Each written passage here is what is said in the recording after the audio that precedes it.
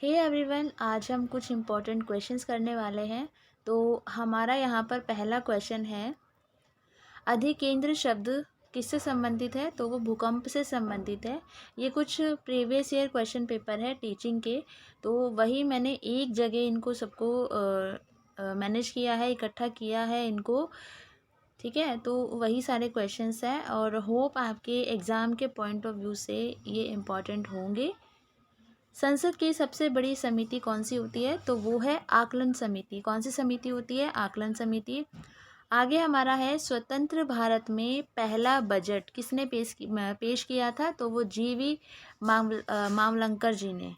Silicon घाटी आपको पता ही होगा, बेंगलुरु को कहते हैं। इसके अलावा जो रामेश्वरम है वो तमिलनाडु का हिस्सा है। देशांतर रेखा किसी स्थान का मानक समय निर्धारित करने का आधार होती है। पनामा नहर प्रशांत व आंध्र महासागर को जोड़ती है।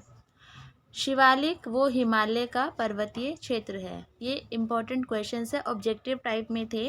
प्रीवियस ईयर क्वेश्चंस मैंने एनालिसिस किए हैं और तब मैंने उनको एक जगह ऐसे वाइंड अप किया है।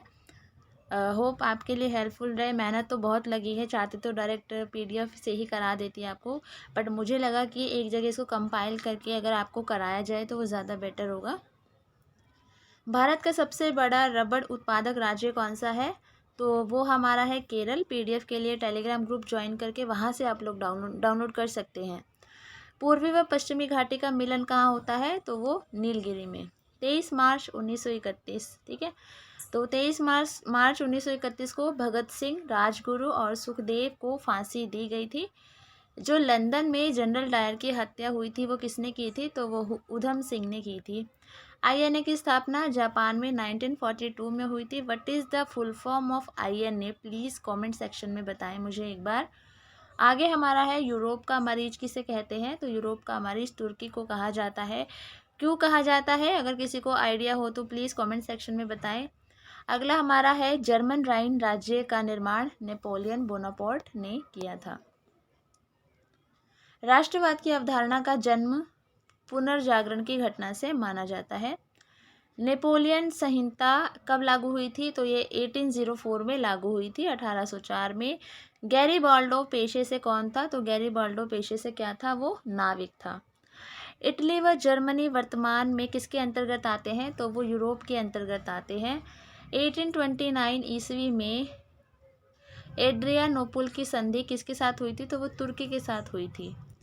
फ्रैंकफर्ट की संधि कब हुई थी? तो वो 1871 में हुई थी। इटली व जर्मनी के एकीकरण के विरुद्ध कौन था? तो वो ऑस्ट्रिया था। ऑस्ट्रेलिया नहीं, ऑस्ट्रिया। हितेरिया फिलाइड नामक संस्था की स्थापना ओडेसा में हुई थी। ठीक है, आगे है हमारा, काउंट कबूर को विक्टर इमैनुअल ने किस पद पर नियुक्त किया? तो इसका जो आंसर है वो है हमारा प्रधानमंत्री। फ्रांस के किस शासन वंश की पुनर्स्थापना वियना कांग्रेस द्वारा की गई थी? तो बुर्बो वंश इसका आंसर है। यूरोप वासियों के लिए जर्मनी देश का साहित्य एवं ज्ञान विज्ञान प्रेरणा स्रोत रहे हैं। ठीक है, तो यूरोप वासियों के लिए किस देश का साहित्य एवं ज्ञान रोल मॉडल रहे हैं? तो इसका जो आंसर है वो है जर्मनी देश के। मेजिनी का संबंध किस संगठन से था? तो कार्बोनरी इसका जो है आंसर है।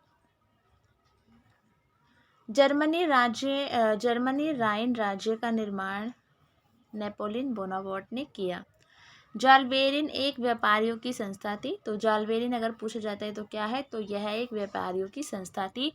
रक्त एवं लौह की नीति अवलंबन किसने किया? का जो अवलंबन था वो किसने किया? तो वो बिस्मार्क ने किया था। ठीक है, अगला हमारा है, ओटो को डैश का राज्य ओटो को देश का राज्य घोषित किया गया। तो कहाँ का राजा घोषित किया गया? तो इसका जो आंसर है वो है जर्मनी। यूनान को एक स्वतंत्र राष्ट्र कब घोषित किया गया था? तो 1832 इसका आंसर है। फ्रांस की नेशनल असेंबली संस्था में लुई 16वें और उसकी रानी को फांसी की सज़ा दी गई थी। क्वेश्चन अगर पूछा जाए कि फ्रांस की कौन सी संस्था में लुई 16वां और उसकी रानी को फांसी दी गई थी?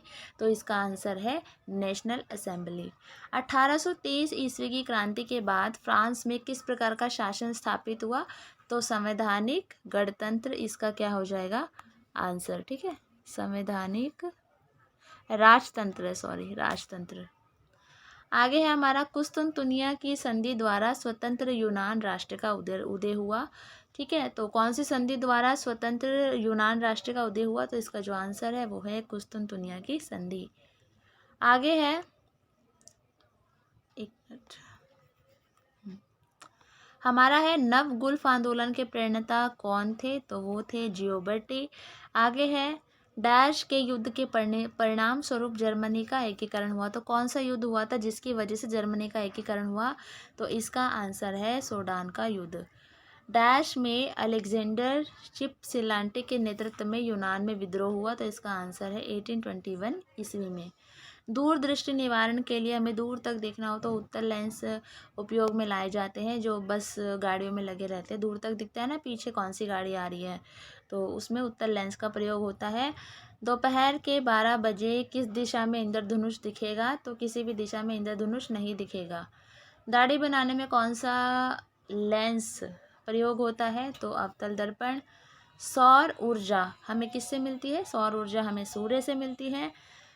बांस कपूर से कपूर, सॉरी एक मिनट, ठोस कपूर से कपूर वाष्प बनाने की प्रक्रिया क्या कहलाती है? तो ऊर्ध्वापतन। आगे है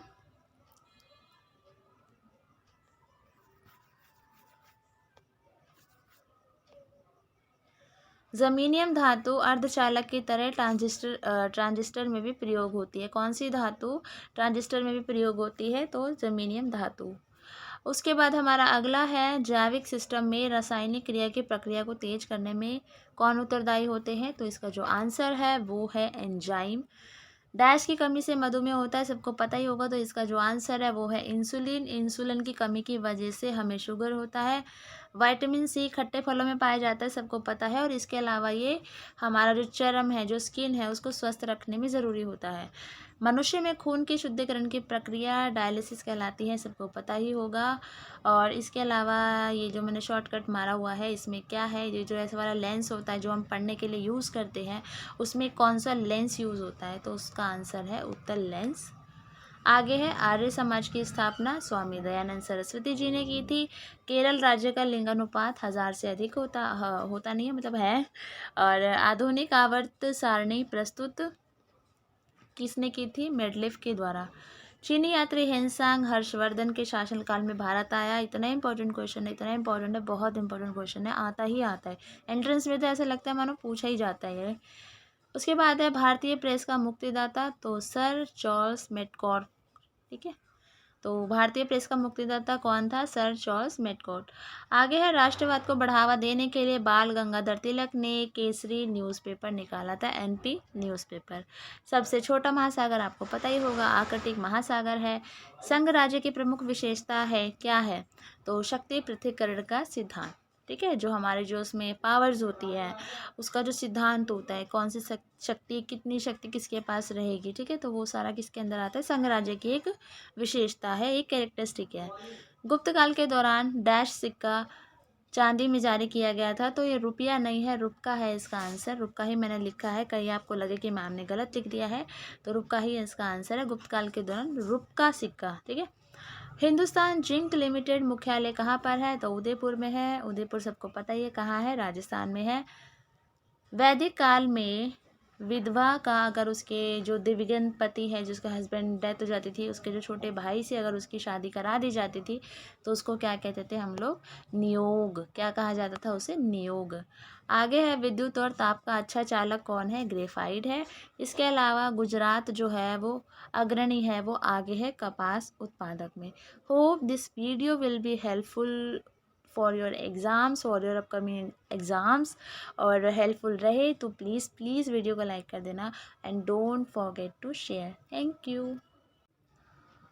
हे everyone, this is Jyoti here. और इससे पहले मैं इसी पीडीएफ में से कुछ क्वेश्चंस आपको करा चुकी हूँ, और आज हम बाकी के बचे हुए क्वेश्चन करेंगे। और वीडियो ज़्यादा लंबी हो गई है, तो फिर हम लोग एक और वीडियो अपलोड करेंगे, क्योंकि इस पीडीएफ में इतने इम्पोर्टेंट क्वेश्चन हैं, बहुत इम्पोर्टेंट क्वेश्चन है टीचिंग के एग्ज़ाम के पर्सपेक्टिव से। तो आप लोग प्लीज़ वीडियो पूरा देखना। और खुद से पढ़ना है तो PDF टेलीग्राम पे है, वहाँ से आप लोग डाउनलोड करके इसे पढ़ सकते हैं। तो हमारा है उच्च अक्षांश अनुसंधान प्रयोगशाला कहाँ पर है, तो वो हमारी है गुलमर्ग में। केंद्रीय शाक भाजी प्रजनन केंद्र, तो ये कहाँ पर है, तो ये हमारा है कुल्लू में। कहाँ पर है, कुल्लू में। आगे है centre for DNA finger printing and diagnostics, कहाँ पर है, तो ये हमारा है हैदराबाद में।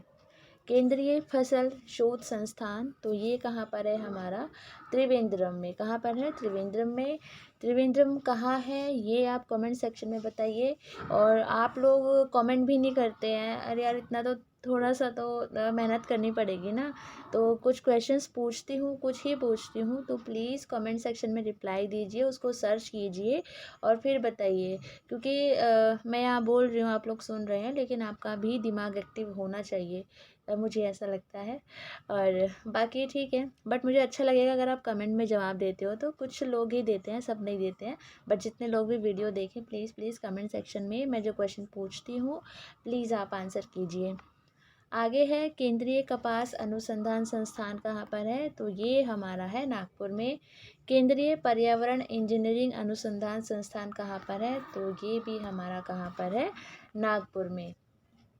आगे हमारा है भारतीय बागवानी अनुसंधान संस्थान कहाँ पर है, तो ये हमारा है बेंगलुरु में। राष्ट्रीय सोयाबीन अनुसंधान केंद्र, ये हमारा है इंदौर में। ये जो संस्थान अनुसंधान केंद्र वगैरह है ये बहुत इम्पोर्टेंट है, ये पूछे ही पूछे जाते हैं। अब बहुत सारे हैं आई नो और याद नहीं होंगे आई नो, बट अगर आपने इसको कहीं देखा हुआ होगा, क्वेश्चन पढ़ा हुआ होगा, सुना हुआ होगा, तो जब भी आपके सामने क्वेश्चन आएगा तो आपको आंसर ऑटोमेटिकली क्लिक हो जाएगा, क्योंकि सारी चीज़ें हम याद नहीं कर सकते हैं। इसलिए या तो आप वीडियो को 2-3 बार देख लेना एग्ज़ाम से पहले, या फिर आप लोग PDF को 2-3 बार पढ़ लेना, चॉइस आपकी है, ठीक है। और सच में बहुत इंपॉर्टेंट क्वेश्चन है, तो आप लोग ज़रूर इस PDF की हेल्प लीजिएगा। आगे हमारा है केंद्रीय चारा बीज उत्पादन फॉर्म, तो ये हमारा है कर्नाटक में हैसरघाट, ठीक है। हमारा है अगला क्वेश्चन, भारतीय संविधान सभा की प्रथम बैठक कब हुई है, तो ये हुई थी 9 दिसंबर 1946 को। अगला क्वेश्चन है संविधान सभा का स्थायी अध्यक्ष कौन था, तो ये थे डॉक्टर राजेंद्र प्रसाद। कौन थे, डॉक्टर राजेंद्र प्रसाद। आगे है संविधान सभा का अस्थायी अध्यक्ष कौन था, तो वो थे डॉक्टर सच्चिदानंद सिन्हा। संविधान सभा की प्रारूप समिति के अध्यक्ष सबको पता ही होगा कौन थे, डॉक्टर भीमराव अंबेडकर जी। संविधान सभा का औपचारिक रूप से प्रतिपादन किसने किया था, MN राय ने। भारत में आखिरी बार हॉकी स्वर्ण पदक कहाँ और कब जीता था, तो इसका जो आंसर है वो है 1980 में मॉस्को में। ओलंपिक खेल हमें पता ही है कि हर 4 साल में होते हैं।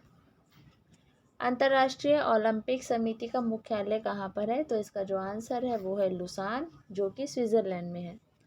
सन 2012 में ओलंपिक खेल कहाँ हुए, लंदन में हुए थे। ओलंपिक ध्वज में कितने गोले होते हैं, तो सबको पता है 5 गोले होते हैं, ठीक है। ओलंपिक ध्वज में 5 गोले होते हैं।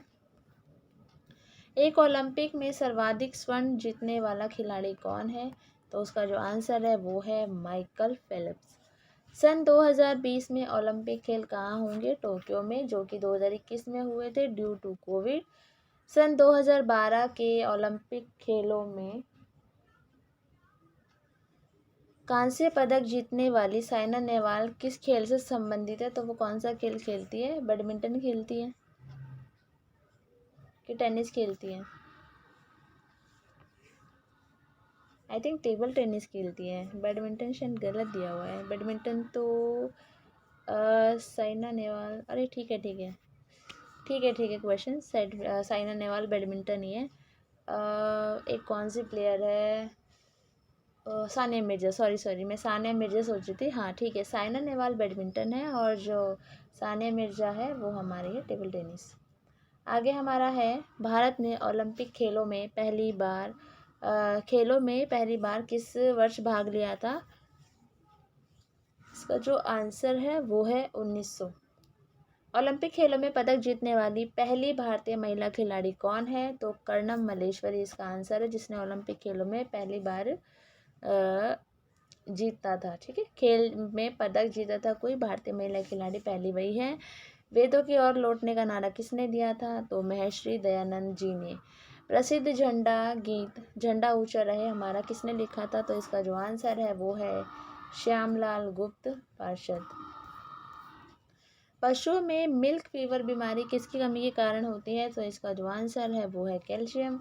मानव शरीर के किस अंग द्वारा यूरिया को रक्त से फिल्टर किया जाता है? तो गुर्दे, सबको पता ही, गुर्दे के द्वारा ही हमारा ब्लड प्योरीफाई होता है। किस एकमात्र भारतीय को अर्थशास्त्र में नोबेल पुरस्कार मिला? तो प्रोफेसर अमर्त्य सेन इसका आंसर है, और ये आई थिंक सबको पता भी होगा। अगला हमारा क्वेश्चन है, भारत रत्न उस्ताद बिस्मिल्लाह खां किस वाद्य यंत्र के वादन में विख्यात थे? बहुत इंपॉर्टेंट क्वेश्चन है, DSSB में ये आया भी हुआ था, मैंने खुद अटेम्प्ट किया था, ये क्वेश्चन इंपॉर्टेंट है। भारत के अंतिम गवर्नर जनरल कौन थे? तो सी राजगोपालाचारी भारत के अंतिम गवर्नर जनरल थे। भिलाई इस्पात संयंत्र का निर्माण किस देश के सहयोग से किया गया था? तो इसका आंसर है रूस। क्या है इसका आंसर? हमारा है रूस। आगे है, उत्तरी ध्रुव में भारत के अनुसंधान केंद्र का नाम क्या है? उत्तरी ध्रुव में भारत के अनुसंधान केंद्र का नाम है हिमाद्री। क्या है? हिमाद्री। आगे है, विश्व में माउंट एवरेस्ट पर चढ़ने वाली प्रथम महिला कौन थी? इन्होंने कोई कंट्री स्पेसिफाई नहीं की है, तो अगर क्वेश्चन में कंट्री से पूछते हैं तो वो अलग है, तो इसलिए क्वेश्चन को भी हमें ध्यान से पढ़ना होता है। इन्होंने पूछा है विश्व में माउंट एवरेस्ट पर चढ़ने वाली प्रथम महिला कौन थी? विश्व में पूछा है, वो पूरे वर्ल्ड में सबसे पहले माउंट एवरेस्ट पे कौन चढ़ी थी? तो वो थी जापान की, देखो बासी आनी भी शुरू हो गई है, तो लेट रात को वीडियो रिकॉर्ड कर रही हूँ इसलिए। चलो, जापान की जुनको तबाई इसका आंसर है। आगे है, पीलिया किस अंग का रोग है? तो पीलिया हमारा लीवर से रिलेटेड रोग है, यकृत हम जिसे कहते हैं। ध्रुव सभी दिशाओं में समान दाब पारित करता है, यह कथन किस नियम से संबंधित है? तो पास्कल्स के नियम से संबंधित है। और इसके अलावा मेरा साइंस में हाथ टाइट है थोड़ा सा, तो मुझे ये टेक्निकल वर्ड्स हैं कोई, तो इनका मतलब नहीं पता है।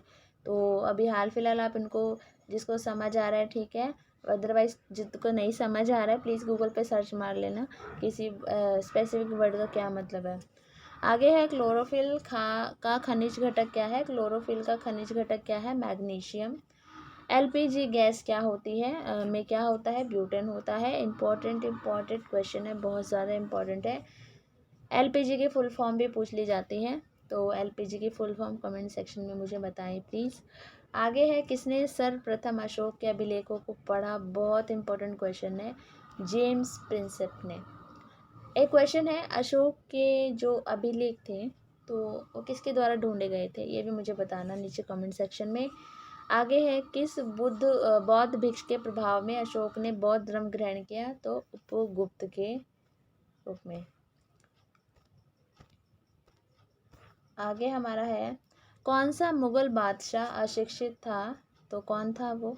अकबर था। कौन था? अकबर।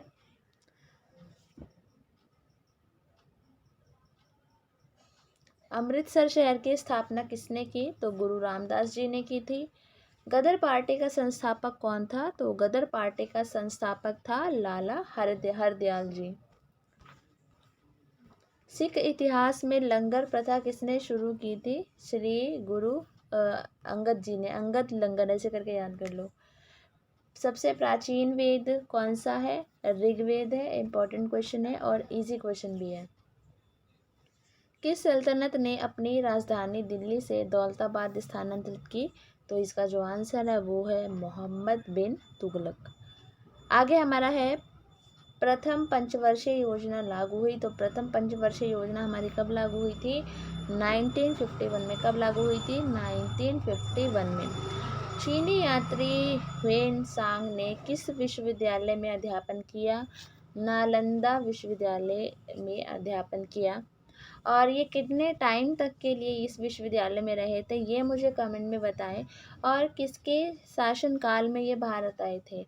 मैंने और भी वीडियोस अपलोड की हुई है, और अगर सबने वो वीडियोस देखे हैं तो आपको इसका आंसर पता होगा कि जो ह्वेनसांग था वो किसके शासनकाल में भारत आया था, और नालंदा यूनिवर्सिटी में उसने अगर अध्ययन किया है तो वो कितने टाइम तक यूनिवर्सिटी में रुका था, ये आप लोगों को मुझे कमेंट सेक्शन में बताना है। कौन सा रक्त समूह सर्वदाता कहलाता है कि वो सभी को खून दे सकता है, तो वो इसका जो है आंसर है। मनुष्य के शरीर में कितनी हड्डियां होती है? 206 होती है, सबको पता ही है। सूर्य के प्रकाश से कौन सा विटामिन प्राप्त होता है? तो इसका जो आंसर है वो है विटामिन डी। मादा एनाफिलिस मच्छर के काटने से कौन सा रोग होता है? तो माँ से मादा एनाफिलिस, तो इसका आंसर हो जाएगा मलेरिया। इसलिए साफ सफाई का ध्यान रखें, खास करके बरसात के मौसम में।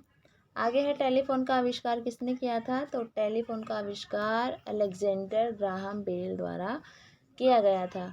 प्रकाश की गति कितनी होती है? तो प्रकाश की गति होती है इकाई, दहाई, सैकड़ा, हजार, ठीक है, 3 लाख किलोमीटर प्रति सेकंड।